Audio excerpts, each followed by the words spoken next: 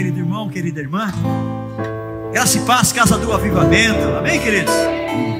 Amém? Glória a Deus. Dias maravilhosos, né? Auspiciosos. Estamos vivendo e viveremos no futuro muito em breve. Creia isso pela fé. Amém, irmãos? Amém? Senta as mãos para cá. Abençoa a minha vida. Eu sei, Senhor, que algo o Senhor derramou sobre a minha vida. Me capacita, Senhor. Que não seja eu, mas seja o Teu Espírito Santo falando através da minha vida. Aqui estou. Aqui estou. Aqui estou. Obrigado, Pai. Em nome de Jesus. Amém, queridos? Os que confiam no Senhor são como os montes de Sião, que não se abalam, mas permanecem para sempre. A palavra confiar, é isso que nós queremos falar nesta noite. Confiar plenamente. Porque quando você confia, você confiando, você gera uma confiança. E é tempo, meus irmãos, é tempo de nós crermos e confiarmos plenamente no que a palavra nos diz. Amém? É tempo de confiar. Em Jeremias capítulo 17,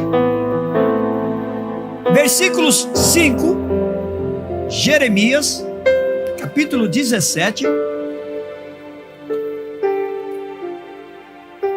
versículo 5, diz assim: assim diz o Senhor: maldito é o homem que confia nos homens, que faz da humanidade mortal a sua força, mas cujo coração se afasta do Senhor. Deixa aí.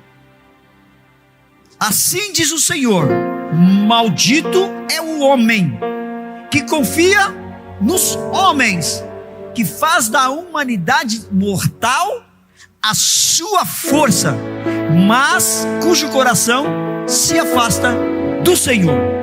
O que é confiar? Confiar, primeiramente, é ter confiança, que é isso que é gerado confiança. Também é ter fé. Confiar é ter fé.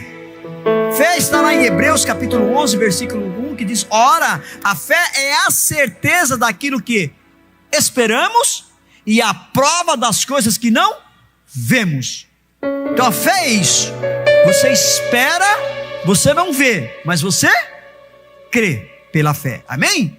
Confiar também é entregar, é ter esperança, é entregar em confiança. Aquele que confia, gera nele confiança e ele se entrega ou entrega tudo com confiança. Por exemplo, ainda o Pedrinho e a Isadora ainda não dá. Mas se eu chamar aqui, deixa eu ver, acho que a Sofia ainda cai nessa ainda, né? Mas acho que ainda não cai mais não, nem a Esther, porque já tem um pouquinho de entendimento. Mas se eu pegar, por exemplo, a minha netinha, a Letícia, né? E muitas vezes colocar ela aqui e falar pula, ou o pai dela, é o Rubens, fala pula, o que ela vai fazer? Ela vai pular. Por quê? Porque ela tem plena confiança de quem está do outro lado vai sustentá-la. Acho que talvez até a Esther você falar, né, pastor Divan? Né? Acho que ela vai falar, ei pai, acho que não, mas enfim, né? Por quê? A criança na sua inocência, no seu entendimento, né, ela não vai pensar duas vezes, ela vai fazer aquilo. Vocês entendem? Não sei se é lenda, mas segundo a tradição árabe, né? Um dos ensinamentos da criança de sobrevivência é justamente esse. A criança, quando atinge 2, 3 anos de idade, eles colocam a criança e falam para ela pula. Quando a criança pula, ele sai e deixa a criança literalmente se esborrachar, para que ela não confie em ninguém, nem nele. Uma coisa meio dura, né? Você vai falar, nossa, é uma coisa meio selvagem, mas essa é uma realidade. Por isso que eu disse, olha, eu não sei se é mito, se é lenda ou se é uma verdade. Amém, queridos? Que nós temos tantas coisas aí, né? Mas diz que um dos ensinamentos é esse. Em contrapartida, né, a cultura judaica, a criança, desde que começa a andar, ela começa já a ser ensinada nas práticas militares de sobrevivência. O povo de Israel é um sobrevivente por natureza, porque eles aguardam e sabem que chegará um momento em que eles vão ter que travar uma grande e única batalha pela sua sobrevivência. Quem já ouviu falar da Guerra dos 6 Dias? Em torno lá de 1980, onde os países árabes se ajuntaram, né, em 6 dias, Israel venceu todos eles e tomou alguns territórios, avançaram alguns territórios. A faixa de Gaza é uma delas, onde até hoje há uma batalha imensa para que haja uma retomada daquela fronteira, porque Israel ganhou, e aí é despojo de guerra, né? A guerra é assim, se você tomou posse de algo, aquilo é seu perante a lei da guerra. E é isso que ocorre, entendeu? Mas não é o contexto isso, é a questão da confiança. O que é confiar então? É ter confiança? O que é confiar? É ter confiança, ter fé, ter esperança, é entregar em confiança. Então o que é confiança? Confiança é certeza ou segurança no modo de agir ou proceder. Confiança é uma convicção. Confiança é um conceito em que as pessoas se inspiram. Confiança é uma esperança firme. Quando você tem confiança gerada em você, você tem uma esperança firme de que aquilo vai acontecer. Amém, irmãos? Vai acontecer. Se for de bom, glória a Deus, aleluia. Mas se for de mal, meu irmão, me perdoe. É o princípio da semeadura. E aquilo que nós semeamos é aquilo que nós colhemos. Amém? Então, quando nós lemos a primeira coisa que nós estamos lendo ali, olha, Jeremias está alertando. Então, a primeira coisa que nós não podemos e devemos firmar a nossa confiança, aonde que é? No homem. Entende isso? Quer dizer, ó, maldito, assim diz o Senhor, assim não diz o profeta Jeremias, mas é o Senhor falando através do profeta Jeremias. Maldito é o homem que confia nos homens, que faz da humanidade mortal, ou seja, faz na sua força, na sua confiança no seu eu, achando que, né, pode tudo que vai acontecer, não, tá? Mas cujo coração se afasta do Senhor. 6. Ele será como um arbusto no deserto, não verá quando vier algum bem, habitará nos lugares áridos do deserto, numa terra salgada, onde não vive ninguém. Para aí também. Se você for ler, interessante que o Senhor tem trazido ao longo de vários cultos, eu tenho lembrado dessa passagem que eu tenho falado algumas vezes, que tem marcado Deuteronômio capítulo 28. E é interessante que o Deuteronômio capítulo 28, quando você pega do versículo 15 ao 68, você vai ver os resultados de quem desobedece e quem confia nos homens, que ele atrai somente para si o quê? Maldição. Porque nós vemos lá, tá? Maldito é o homem que confia em outros homens. Vocês entendem isso, querido? Em Deuteronômio traz isso muito claro. E em Gálatas capítulo 3, versículo 13, deixa em Jeremias. Gálatas capítulo 3, versículo 13 diz que Cristo nos redimiu da maldição da lei, quando se tornou maldição em nosso lugar. Pois está escrito: maldito todo aquele que for pendurado num madeiro. Foi isso que Cristo fez por mim e por você lá na cruz. Ele anulou essa maldição, e na cruz ele nos resgatou. Amém, queridos? É isso que a cruz para muitas pessoas é simplesmente um símbolo. Para nós cristãos, além de ser um símbolo, ele é algo muito profético, porque sinaliza o momento em que tudo começa para nós, principalmente os gentios. É ali naquele momento que o Senhor nos resgata. É no momento em que nós somos comprados, somos resgatados, somos redimidos, como nós vemos lá no livro de Ruth.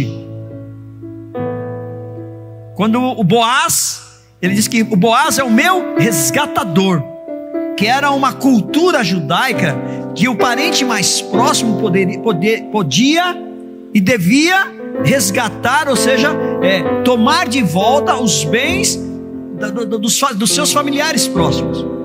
Tanto é que vocês vão ver lá a situação que Boaz era mais próximo. Quando ele vai resgatar Ruth,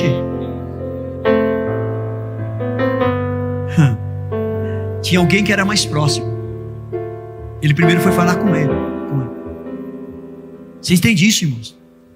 O nosso Boaz nos resgatou, nos redimiu. Compreende a cruz, irmãos? Tome a sua cruz diariamente. Tome. Não deixe ela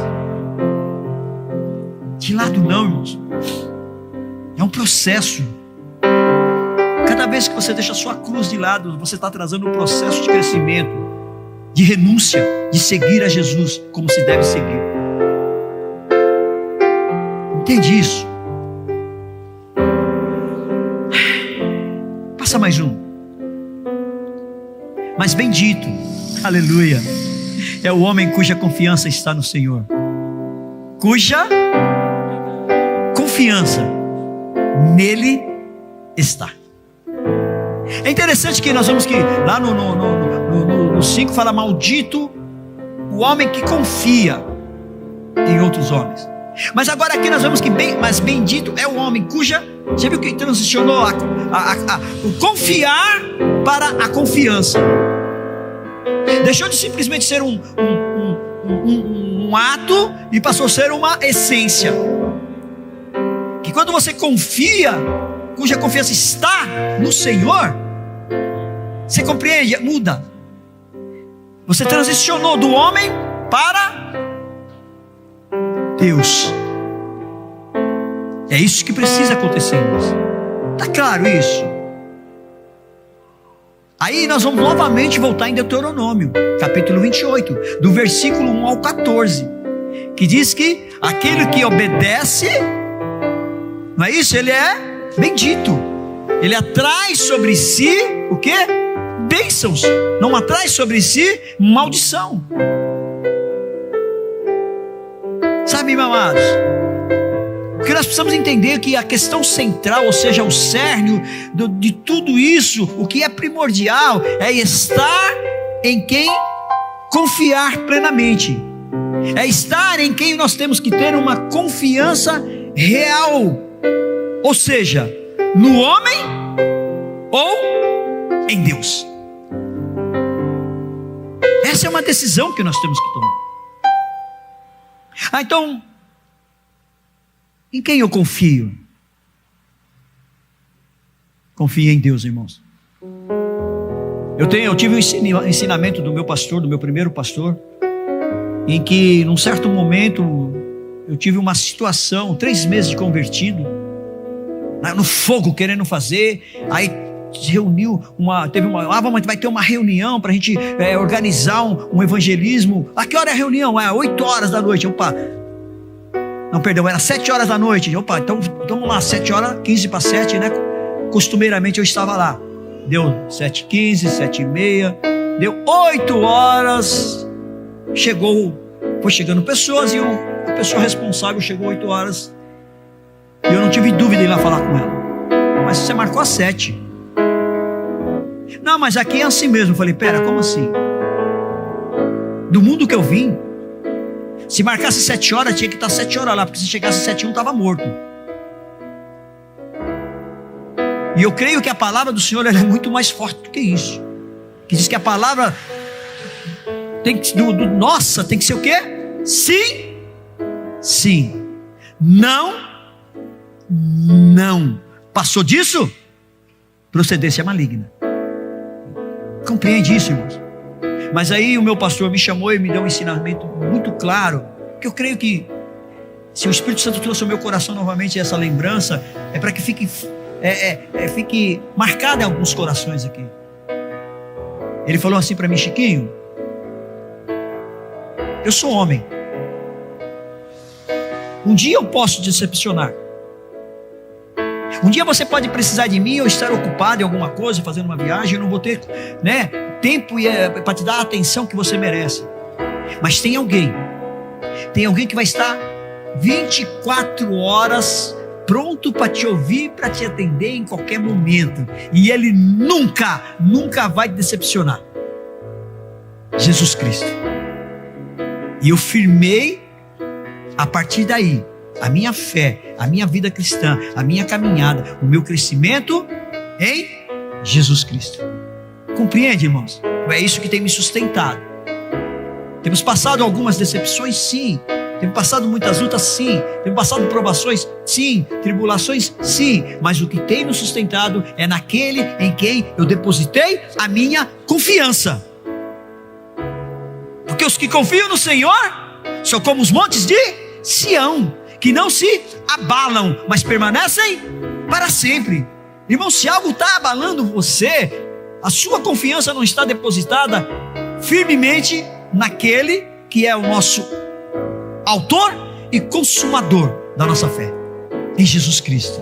Compreende isso? Ainda tem alguns resquícios de muleta usando em homens, em algum ensinamento errado, em alguma heresia. Porque Jesus nos deu, a palavra nos dá o caminho, Jesus nos dá as diretrizes, Jesus nos dá o alvo. A parábola da construção das duas casas é algo muito emblemático, irmãos. 2 homens, um sensato e um prudente. Não, 2 homens, um prudente e um imprudente. O homem prudente ele era sensato, e o homem imprudente, obviamente, era um homem insensato. Os dois tinham o mesmo objetivo. Qual era? Construir uma casa. O sensato, o prudente, a palavra diz assim, eu gosto dessa palavra, diligentemente construiu a sua casa na rocha. O outro, insensato, vida leva, deixa a vida me levar. Quando eu tiver tempo eu vou ler a Bíblia, quando eu tiver tempo eu vou orar, quando eu tiver tempo eu vou adorar, você está entendendo? Foi construindo desta forma, na areia. Mas quando ambos tiveram a mesma situação, quando ambos tiveram a pandemia do Covid, aquele que estava firmado na rocha continuou firme. Agora que aquele que estava firmado na areia, não é, irmãos? É você ouvir a palavra e praticar. O prudente ouviu e colocou em prática. Vou construir na rocha. Diligentemente, pode demorar o tempo que for, mas eu vou construir. O outro ouviu, entrou por aqui, saiu por aqui, e vamos lá, deixa lá e tal, né? Não, a vacina já está aí, e não vai acontecer e tal. Que jovem não morre, está morrendo. Está amarrado em nome de Jesus, não estou enaltecendo isso não, meu irmão, mas não está se cuidando, está acontecendo. Confiar, mas bendito é o homem cuja confiança está, na onde ela está? No Senhor, cuja confiança nele está. Nós vamos ver, vou dar 3 exemplos na Bíblia, de 3 homens de Deus, que tiveram a sua confiança plenamente depositadas em Deus. O primeiro homem está lá em Gênesis capítulo 37, do versículo 1 até o capítulo 50. Nós vamos ver lá um jovem, capítulo 37, Gênesis capítulo 37, começa a falar de um jovem chamado José, com 17 anos de idade. Ali nós vamos ver todo no contexto, né? A inveja por ele ser favorito do seu pai, e o seu pai demonstrar isso aos seus irmãos, gera uma inveja, depois gera uma trama, ao ponto deles desejarem matá-lo, mas com a mão de Deus, não permitiu que o matasse, mas que ele fosse vendido como escravo, chega no Egito, é vendido para Potifar, e ali a palavra do Senhor é muito interessante, quando ele começa, a Potifar coloca tudo para que ele administre da sua casa. E aí tem algo que chama muita atenção, porque começa a dar tudo certo na vida de José ali, porque a mão de Deus estava sobre José, e a sua confiança estava totalmente em Deus. E Deus provou ele, irmãos. De que forma? Através da mulher de Potifar. Que a palavra nos diz que José não era fraco não, gente. José, como é? Eu não sei falar como é um ator de hoje. Se eu for falar, eu vou falar do Brad Pitt, do Mel Gibson. Só sei desses, né? Que hoje, o Sylvester Stallone, que hoje só tá os fiozinhos da rabiola, né? Arnold Schwarzenegger. Mas é esses caras que eu conheço. Eu não sei desses novos aí, né? Hã? Não é? Não, mas eu estou querendo dizer o Brad Pitt, o José. Tem aquele cara, como é que é? Como é que ele se casou com aquela? Do meu tempo, gente.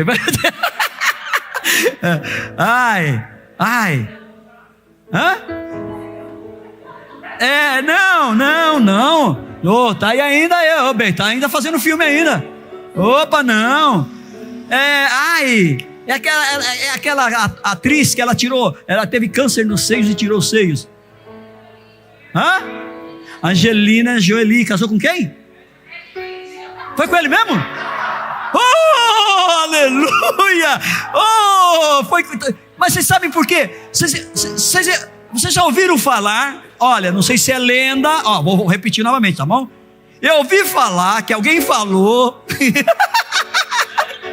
tá bom? Não é para ficar claro, que o casamento deles foi uma experiência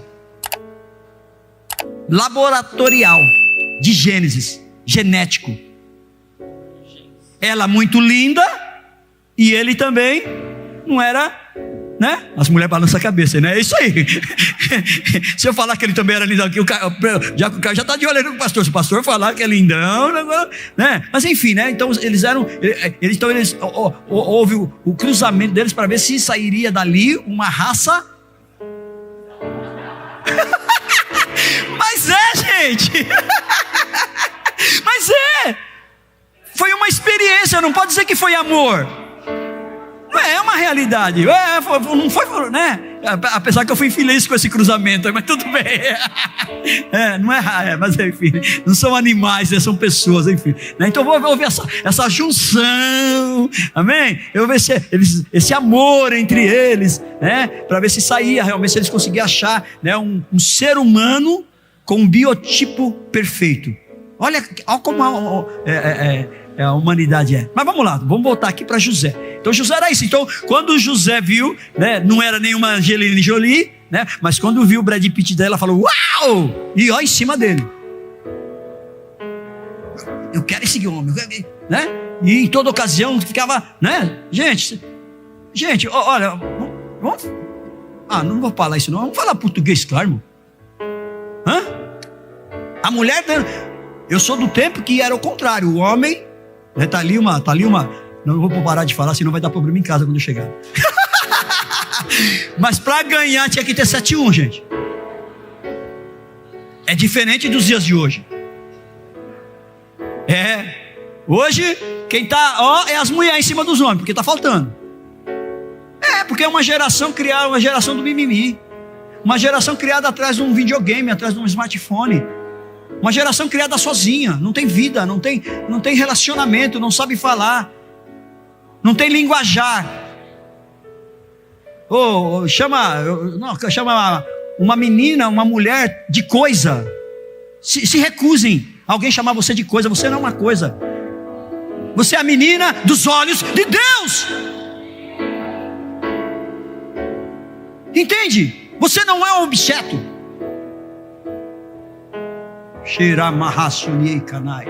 Do Maia, Randaia, entende isso, irmãos?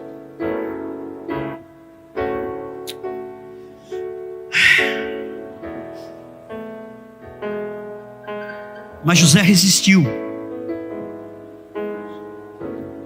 A mulher de Potifar armou a armadilha para ele. Num certo momento que estava sozinho, pegou ele, foi para cima dele, ele correu, tirou a túnica dele, disse que ele saiu correndo, né? Com certeza deve ter saído correndo pelado. E ela começou a armar uma armadilha, ele foi parar na prisão. Na prisão, leiam lá depois, gente, me chama a atenção. Ele foi colocado como cabeça ali, como administrador da prisão. Compreende isso? Porque Deus estava com José. E a confiança de José estava plenamente em Deus.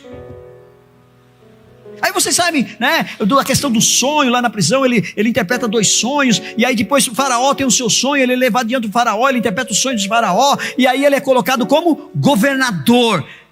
Isso aí acontece depois de quê? De 13 anos. Essa peripécia de José, aos 17 anos, ao ser vendido pelos seus irmãos, até ele chegar diante do faraó, demoram-se 17 anos. Mas ele firme, e o Senhor o honra. E aí nós vamos ver lá em Gênesis capítulo 50, versículo 20, José falando aos seus irmãos: vocês planejaram o mal contra mim, mas Deus o tornou em bem, para que hoje fosse preservada a vida de muitos. Vocês compreendem? Já é o final, capítulo 50. Ali é o momento que seu pai, Jacó, Israel, tinha acabado de falecer. É ali o momento que seus irmãos vão falar: agora que meu pai, que papai morreu, o nosso irmão vai, e nós. E foram lá novamente reiterar e reafirmar aquilo que Deus tinha falado com José em sonho, aos 17 anos. Vocês se lembram disso? Onde ele teve 2 sonhos, onde a lua, onde os feixes se dobravam a ele. E se cumpriu. Porque a confiança de José estava plena em Deus. Em nenhum momento ele titubeou. Querem ver outros? Em Daniel capítulo 3, versículo 6, nos fala de 3 jovens: Ananias, Misael e Azarias. Mais conhecido, né? Se alguém, né, se eu falar de Sadraque, Mesaque e Abidnego, todo mundo conhece. Os deuses de Nabucodonosor, os deuses babilônicos. Porque foi o nome que Ananias, Misael e Azarias, quando chegaram do cativeiro, tiveram seus nomes trocados por deuses. E eu me recuso a enaltecer deuses estranhos neste lugar. O nome de origem deles é Ananias, Misael e Azarias. Se você ler no capítulo 3, do versículo 1 em diante, vai nos contar o momento em que esses jovens, Ananias, Misael e Azarias, aí sim só um adendo, segundo os teólogos, né, Daniel, Ananias, Misael e Azarias, eles tinham em torno de 13 a 15 anos de idade quando chegaram exilados na Babilônia, onde ali eles ficaram durante um tempo, né? Vocês vão ler ali que eles ficaram durante um tempo sendo preparados, durante 3 anos, sendo preparados para só se apresentarem diante do rei. E aí nós vemos o ato de, não, ninguém mandou, mas Daniel, um jovem, olha que interessante, quando um jovem tem uma confiança plena em Deus, ele toma a posição que o sustenta em Deus. Ele decidiu ficar em jejum. Ele decidiu não se alimentar dos manjares do rei. Compreende? E este é o momento em que Nabucodonosor manda fazer uma estátua e dá um decreto. E decreto de rei naquela época era morte se não cumprisse. Que aquele que não se dobrasse a sua estátua seria jogado a uma fornalha de fogo. E tinha um certo momento que tocava todos os instrumentos, todo mundo. Mas esses 3 jovens se recusaram. E foram lá, obviamente, já rapidinho. Querido, tem sempre gente de olho em nós, viu? Basta você fazer uma coisa que aquele lá é crente. Você viu o que ele fez? Os outros podem fazer o que for, mas nós tem um monte de olhos. A Esther é filha de pastor. É filha de pastor. Infelizmente, né, a professora Cida, na época que estava na ativa, né? Infelizmente os alunos que eram, né, que tinham sua família cristã, infelizmente, queridos, eram os piores do que os outros. Alguns deles, né, tinha exceções, né? Tinha exceções. Por quê? Porque em casa não tinha um ensinamento. Por quê? Porque vinham na igreja obrigado. Sabe, diáconos, por enquanto, Carlos e Patrícia, por enquanto vocês, a Bia está do lado de vocês, né, e vocês trazem ela por obrigação. Mas vai chegar um momento em que a Bia vai estar amarrada em nome de Jesus, amém, queridos? Mas ela vai ter uma consciência clara daquilo que ela quer, e ela vai fazer a escolha dela. Mas o que vocês estão fazendo agora, mesmo que seja obrigado, seja com seus filhos, vai ser primordial no momento da sua escolha. E aí elas vão deixar de vir por obrigação e vai passar a vir por prazer, por alegria. Sabe, queridos, o grande mal dessa geração nossa é que seguem a Jesus Cristo porque só aceitaram Jesus, não entregaram a sua vida para Jesus. E tem seguir Jesus como religião, e Jesus não é religião. Jesus é vida, e vida eterna. Entende isso? E há um pesar no seu coração quando você faz qualquer coisa obrigado.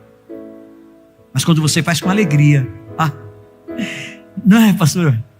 É bom demais da conta. Mas vamos lá. Então esses jovens não dobraram seus joelhos, não cultuaram a estátua de Nabucodonosor. Foram falar para o rei, qual foi o comando? E imediatamente, chama eles lá. Ananias, Misael, Azarias, vem cá. Olha, vou dar mais uma chance. Leiam lá, gente. Ele dá mais uma chance. Vai tocar agora, e se vocês dobrarem os joelhos, vocês estão livres.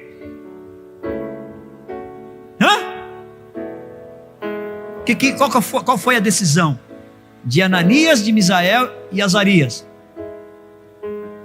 Uma posição de confiança no Deus que eles conheciam, no Deus que eles serviam. Olha o que diz aqui, Daniel capítulo 3, versículo 17. Coloca aí para mim. Daniel capítulo 3, versículo 17.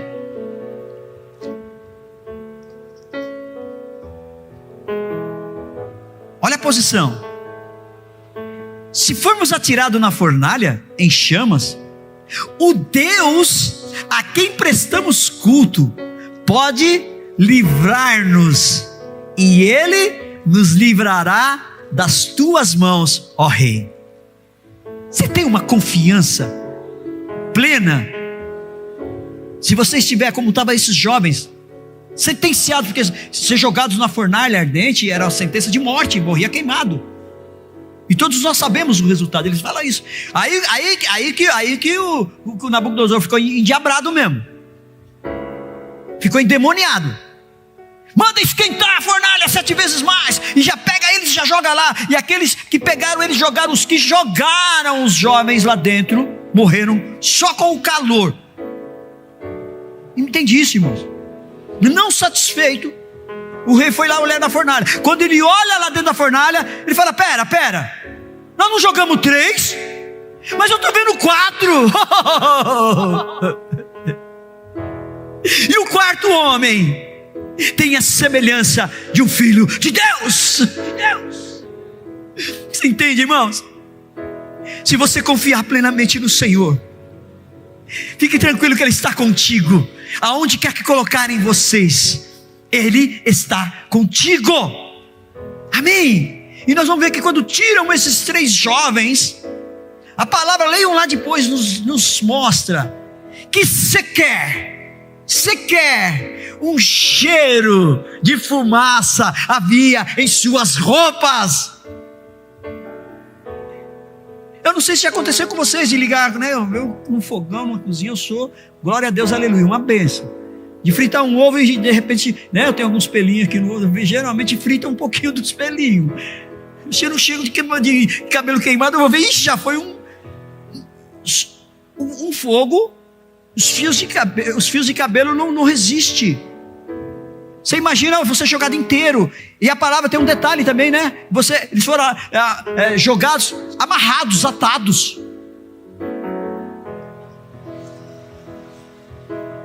É ter confiança, é essa confiança aqui. É ter essa confiança. Que pode jogar, pode fazer o que você vai fazer comigo, porque o meu Deus vai me livrar. O meu Deus vai cuidar de mim. Amém? Nós vamos ver com o outro jovem Daniel, capítulo 6, coloca aí para mim.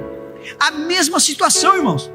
Se vocês lerem o capítulo 6, dizem que como Daniel estava numa posição, né, e geralmente é isso, né, ele era governador, ele era um dos administradores. Quando você está em posição de destaque, tem muita gente te olhando e muita gente te tendo o que de você? Inveja, procurando, arquitetando, tramando coisas para te derrubar. E a palavra nos diz que eles procuraram de toda forma possível alguma coisa que pudesse apresentar contra Daniel e não encontraram. E eles falaram: o único jeito de nós atingirmos Daniel vai ser o quê? Através do seu Deus. Leiam lá depois do capítulo 6, é capítulo 6, põe para mim aí, versículo 16. E aí vão lá, falam com o rei, aí já é o rei Dario, né? E falam com ele assim: olha, faz um decreto que aquele que não novamente dobrar os seus joelhos ao Senhor durante 30 dias, será jogado na cova dos leões. A palavra nos diz que aquilo que Daniel tinha com costume fazer, tinha hábito, irmão, de orar 3 vezes ao dia. Quando ele soube do decreto, ai, eu vou morrer, ai que medo, sabe o que ele fez? Foi fazer aquilo que ele tinha o hábito de fazer, porque a sua confiança estava no seu Deus Todo-Poderoso. Entende isso, irmãos? E ele estava ali, e ali eles pegaram ele em flagrante e levaram para o rei. O resultado, o rei, mesmo a contragosto, o jogou nas covas do leão. E olha aqui que o rei, olha que o ímpio fala. Olha que interessante, porque Daniel não fala nada. Eu reli. Você vê, Daniel só vai orar, vai fazer aquilo que deve para ele, gente. Ele não vai lá refutar com o rei, não vai murmurar contra o rei, não vai murmurar contra seus inimigos, muito pelo contrário. Olha aqui, ó, o rei fala para ele assim, ó, 16, ó, põe aí, 6:16. Então tá bom, mas eu tenho escrito aqui, ó, graças a Deus que eu tenho a minha colinha aqui, né, irmão? Então o rei deu ordens e eles trouxeram Daniel e o jogaram na covas dos leões. O rei, presta atenção, o rei, disse a Daniel que o seu Deus, a quem você serve continuamente, ou seja, sem parar, o livre. Isso tá aí, ó, depois leiam na Bíblia de vocês, ó, leiam agora, vocês vão ver, né? Daniel capítulo 6, versículo 16. O rei Dario, o que acontece? Um ímpio, ele libera uma palavra na vida de Daniel. E logo a seguir, né, Daniel passa a noite, né, e quando levanta de manhã, o rei, vocês vão ler lá que o rei não come nada durante a noite, fica angustiado. Quando chega de manhã, ele é o primeiro a ir lá, né, e Daniel, o que aconteceu contigo? Olha, Daniel capítulo 6, 23 diz: o rei muito se alegrou e ordenou que tirassem Daniel da cova. Quando o tiraram da cova, viram que não havia nele nenhum ferimento, pois ele tinha o quê? Confiado em seu Deus. Vocês entendem, irmãos? Você vai ver o resultado em seguida. Aqueles que tramaram contra Daniel com as suas famílias foram jogados imediatamente na mesma cova que Daniel saiu. E a palavra nos diz que antes deles chegarem embaixo, os leões já estrançalharam eles. Sabe, irmãos, sabe por que os leões não atacaram a Daniel? Primeiro, porque a confiança de Daniel estava plena em Deus, e Deus mandou fechar a boca dos leões. Segundo, Daniel, não está na Bíblia, amém? Amém, irmãos? Aí é uma elucubração minha, né? Uma imaginação minha. Daniel não cheirava carne, ele cheirava espírito. Na carne você mexe, que ela é fraca, mas no espírito que é forte, ninguém toca. Compreende isso, irmãos? A minha confiança, a sua confiança tem que ser como José, como Ananias, como Azarias, como Misael e como Daniel. A nossa confiança tem que ser plena em Deus, não importa o que ocorra conosco, seja que nós sejamos traídos por nossos familiares, sejamos vendidos para estrangeiros, sejamos colocados na prisão, não importa onde nós estejamos, nós temos que ter uma confiança plena, que no momento certo, o Senhor vai dar um anjo, vai dar uma ordem ao anjo ao seu respeito. Salmo 91, 14, se não me engano. Na hora certa, nem antes nem depois. Entendeu, meu irmão? Você tem que estar com a sua confiança plena. Vocês entendem isso, irmãos? Quem confia gera confiança em Deus. Mas você precisa confiar. A sua confiança, como nós vemos que uma das definições é ter fé. Quando você começa a confiar, você começa a ter fé. O Salmo capítulo 1, versículo 3 diz: é como a árvore plantada à beira de águas correntes, dá fruto no tempo certo, e as suas folhas não murcham. Tudo o que ele faz, prospera. Quem confia gera confiança, e aquele que confia e gera confiança, ele é bem sucedido, ele prospera. Por quê, querido? Por confiar plenamente em Deus. O Salmo 125, versículo 1, também diz assim: os que confiam no Senhor são como os montes que não se abalam, mas permanecem para... Quem confia gera confiança. Quem gera confiança não se abala jamais. E finalmente, o Salmo 37, Salmo 35, versículo 7, diz: entrega o seu caminho ao Senhor, confia nele, e ele fará algumas coisas. Não, ele tudo fará. Mas se vocês entendem essa sequência, primeiro você precisa entregar. Você precisa se entregar, precisa nascer de novo. Compreende, irmãos? Tem que ter essa entrega, tem que nascer de novo. Quer entender isso melhor? Lição de casa, o Evangelho de João capítulo 3, o encontro de Jesus com Nicodemos. É necessário nascer de novo. Nós precisamos nascer de novo. Segundo, aí sim, quando você entrega o seu caminho ao Senhor, nessa entrega, nesse nascer de novo, nessa fé que é gerada em você, você crendo, amém, querido? Você confia. E quando você confia, gera confiança. E o resultado da entrega com a confiança, qual é? Ele começa a agir. Ele tem a liberdade de agir na sua vida, porque você está confiante nele. Você não está lá em Jeremias capítulo, no início que eu falei, 37, né? Isso. Deixa eu ver. 17. Você não está lá. Você já está aqui, em plena confiança. Entende isso, irmãos? Que o Espírito Santo gere em cada um de nós agora, a partir de agora, uma confiança plena. Por isso, eu espero em Ti, eu me alegro em Ti. Os Teus planos jamais se frustrarão. Quando eu confio em Deus, eu tenho pela fé gerado em mim uma confiança que Deus, Ele é fiel. Amém, irmãos? Amém? Receba isso. Receba isso. Vamos ficar em pé, vamos terminar? Que o Senhor te abençoe e te guarde, que o Senhor faça resplandecer o seu rosto sobre ti e tenha misericórdia de ti. Que o Senhor levante o seu rosto sobre ti e te dê a paz.